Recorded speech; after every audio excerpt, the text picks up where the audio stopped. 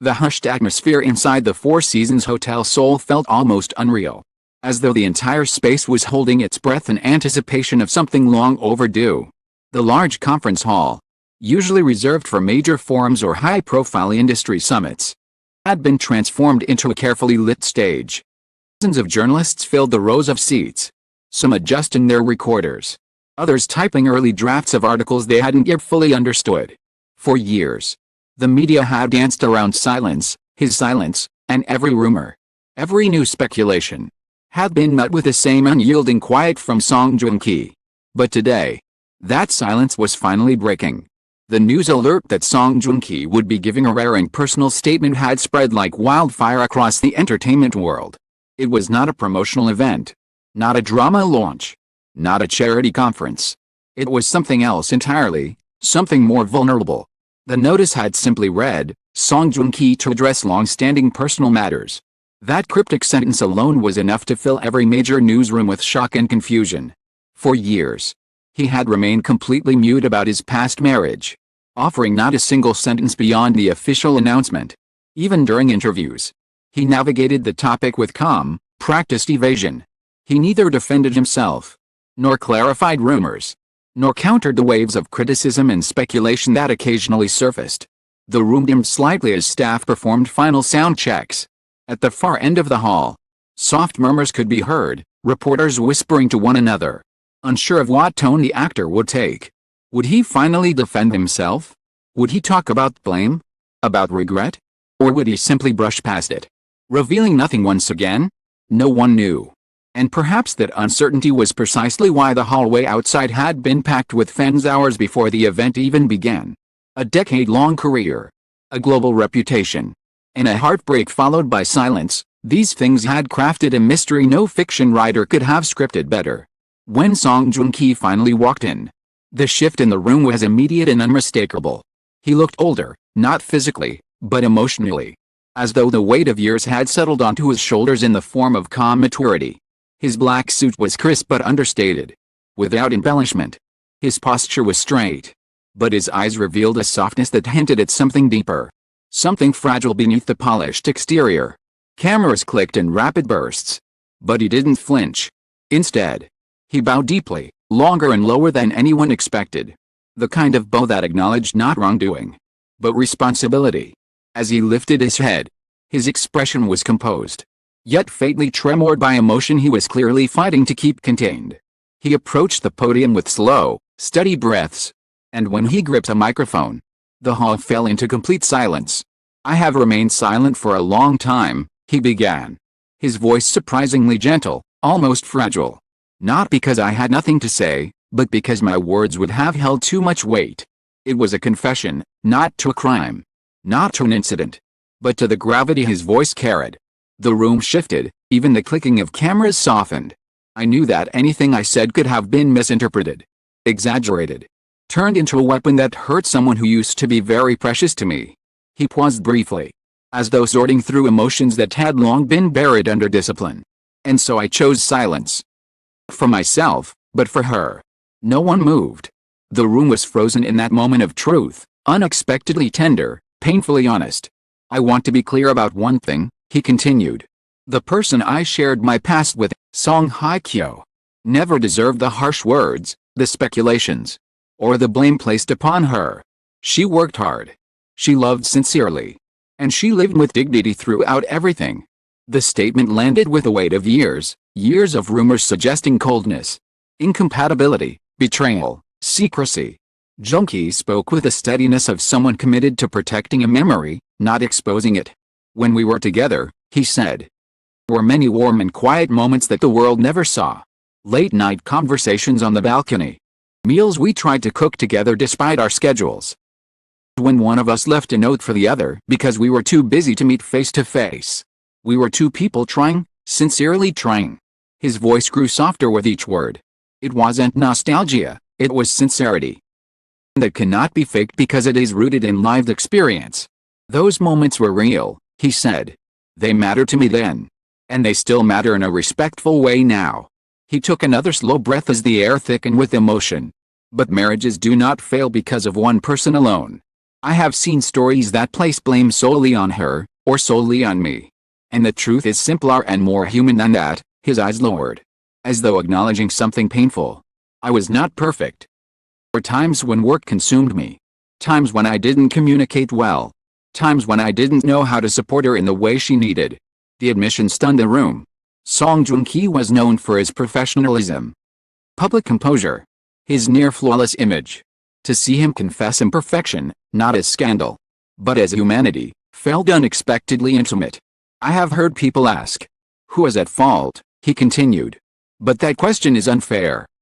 The wrong question. Our separation did not happen because someone did something unforgivable. It happened because two people, overwhelmed by the pressure surrounding them, did apart without realizing it. He lifted his gaze slightly, steady but sad. We were both working endlessly. Both exhausted.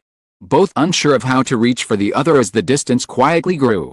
His words painted a story not of betrayal, fatigue, of two hearts gradually losing their rhythm under the weight of fame, pressure, and public scrutiny. Yet, he said gently, I watched as she was blamed. I watched rumors spin into narratives that hurt her deeply. I watched her face criticism she didn't deserve, all while I stayed silent. That final sentence held the deepest ache of all. I thought that staying silent would protect her, he said. I thought it would keep her from being dragged back into something she wanted to move past. But in truth, my silence may have added to her burden. For that, I am sincerely sorry. A faint tremor moved through his voice, not dramatic, real enough to silence even the most cynical listeners. I respect her, he repeated. I respected her as my partner then. And I respect her as a person now. That will never change. With that, he bowed his head once more. Not as a celebrity performing formality, but as a man acknowledging everything he had left unsaid. Journalists captured every second, but for once, the flashing cameras felt less intrusive, almost reverent. The confession they had received was not sensational. It was human, raw, honest. A rare glimpse into a heart that had remained locked behind an impenetrable curtain of professionalism for years. As Joong-ki stepped back from the podium, the weight of the past seemed to linger behind him, yet something about the room felt lighter. As if the storm that had hovered above the narrative for so long had finally begun to clear. The silence he held for years had finally been broken. And with it came the first breath of something both painful and healing, a truth spoken at last. When Joong-ki returned to the podium, the atmosphere in the Four Seasons conference hall had shifted. The of anticipation from earlier had softened into something quieter, almost compassionate. What had begun as a long-awaited revelation was unfolding into a portrait of sincerity and reflection. His eyes, though composed, had a trace of vulnerability that suggested he was far from finished. I know many have wondered, he began softly. I chose this moment, after so many years, to speak. His tone carried neither defensiveness nor urgency, just the calm of someone finally ready to open a door he had kept closed for too long. The truth is simple. I wanted to speak only when I could do so without bitterness, without pain, and without harming anyone involved. He paused, allowing the subtle warmth of the room to settle around his words. In the early days after our separation, he continued, there was too much noise around us. Many assumptions. Too many narratives written by people who were not part of our lives. Speaking during that time would have only fueled confusion or created sides. That was never what I wanted. Faint, wistful smile touched the corner of his lips, not of happiness, but of recognition for the journey he had walked alone. I needed time to understand myself, he said. Time to reflect on what I did wrong, what I could have done better, and how I can become a more mature person moving forward. And only after finding that clarity did I feel, perhaps now is the moment to say what should have been said long ago. He exhaled lightly, as though setting down a burden years in the making. The question everyone had held back, what truly caused the divorce, hung in the air like an untold truth waiting to be freed. And without theatrics, without hesitation, he finally addressed it head-on. Our marriage ended not because of betrayal, scandal, or wrongdoing. With quiet firmness, it ended because we were both overwhelmed. We were both drowning in the demands of our careers, our public responsibilities, and the unrealistic expectations placed on us as a couple. We drifted apart, not intentionally, not dramatically, but slowly and silently. He lowered his gaze for a moment, fingers resting lightly on the podium. There were misunderstandings we never had time to resolve. Moments of exhaustion we mistook for indifference. There were words we kept to ourselves out of fear of burdening the other. And eventually, the distance became too vast. Voice softened further. If there is a mistake to claim my share. I was often absent. Physically and emotionally, buried in work. Time would fix everything. I failed to recognize the loneliness behind her strength. I failed to express my own struggles. Know how to protect what we had when outside pressures became too great. Some reporters shifted uneasily. Not out of judgment but from the raw humanity of the confession. I am not saying this to win sympathy, he clarified. I am saying it because it is the truth. Because she was often blamed for things she never did. But then, eyes steady and full of an emotion that transcended regret. She is a good person. A hard-working, resilient, and compassionate person. I wish that had been the narrative carried through those years. I wish my silence had not allowed false stories to surround her. The sincerity in his voice turned the hall into a space of reflection, not interrogation. I want to say this clearly, she deserves respect. Because of our past. But because of the life she has lived with dignity despite immense pressure. There was no tremor in his voice now, just conviction. He continued, I am grateful she is doing well. I'm grateful she has found her own path, her own happiness. Whatever our lives look like now. Only wish the best for her. And I hope the world allows both of us to move forward without reopening wounds. The room remained silent, absorbing the maturity of the moment. If I could speak to my past self, he added quietly. Tell him to listen more. To rest more. Slow down before everything slipped away. But we cannot change what has already passed. We can only choose how to carry it. Look directly into the crowd, into the lenses, the eyes, the judgments, the empathy. Carry it with respect, with gratitude, and with a wish that she is treated kindly. Cameras clicked again. But the sound was gentler now, as though echoing his tone.